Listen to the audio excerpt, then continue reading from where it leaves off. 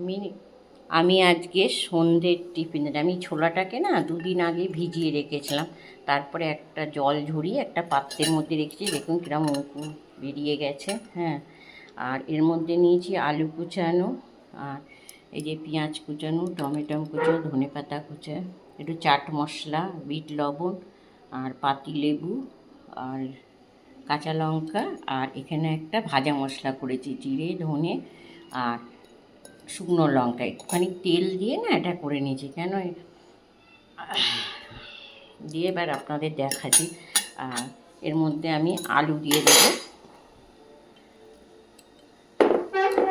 আলুগুলো দিয়ে দেবো। আর আর তার মধ্যে এই গাছগুলো সেগুলো দেখে না ছোটোবেলার কথা মনে পড়ছে।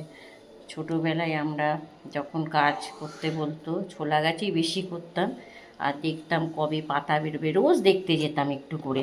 হ্যাঁ, আর ওইগুলোর মনে পড়ছে। আর আমার বাপের বাড়ি অনেক ছোলা চাষ হতো তখন, ছোলার ছাতু, তার স্বাদই আলাদা। ঘরে সব ঘরের তো জিনিস, তারপরে ছোলা ভেজে ছোলার ছাতু হতো, আবার ছোলা দিয়ে বেসন হতো, আমাদের ঢেঁকি ছিল, জাতা ছিল। আর কি বলবো যে ছোলার ছোলার কিছুই ফেলা যায় না। তারপর ছোলা গাছ যখন তুলে আনতো, সেই ছোলা গাছগুলো আমরা যখন শুকনো হয়ে একদম শুকনো হয়ে যে ছোলাগুলো পুড়িয়ে আমরা ওগুলোকে খেতাম, হাতে কালি লাগতো কিন্তু এত স্বাদ কি বলবো। আর এত স্বাদ লাগতো না সেগুলো, সে বলার মতো না। ছোটোবেলাটার কথা মনে পড়লেই যেন আর কি বলবো, যে কি যে মনে হয় না, যে ওগুলো আবার ফিরে যেতে ইচ্ছা করে, তা তো আর পাওয়া যায় না। হ্যাঁ, আর আমাদের বাড়িতে অনেক বাচ্চা ছিল, যেহেতু জয়েন্ট ফ্যামিলি ছিল, দাদুদের, তারপরে মেজো কাকা, সেজো কাকা, আমরা, আরও ছোটদাদুর আরও ছেলে মেয়ে অনেকেই ছিলাম। দিয়ে পাড়ারও সবাই আসতো আমাদের বাড়িতে, যেহেতু আমাদের বাড়িতে সবাই বড় বাড়ি বলতো, ওই জন্যে আমাদের বাড়িতে সবাই আসতো। আমাদের বাড়ি অনেকে খেয়েই মানুষ হয়েছে। হ্যাঁ, তাই এগুলো দিয়ে এবার চামচ আমি হাত দিয়েই মাখিয়ে নেবো, হাতের একটা টেস্টই আলাদা।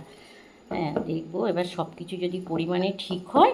আর এর মধ্যে তেঁতুলের দিলেও ভালো হয়, তা আমি তেঁতুলটা আমার ঘরেও নেই আর দেবও না। কিন্তু হোমিওপ্যাথি আমার ছোটো ছেলে ওষুধ খায়, কিন্তু তেঁতুলটা খাওয়া মানা, দেবো না। আর এটা খেতে খুব দুর্দান্ত স্বাদ লাগে। হ্যাঁ, খেয়ে দেখবেন আপনারা, খুব ভালো লাগবে।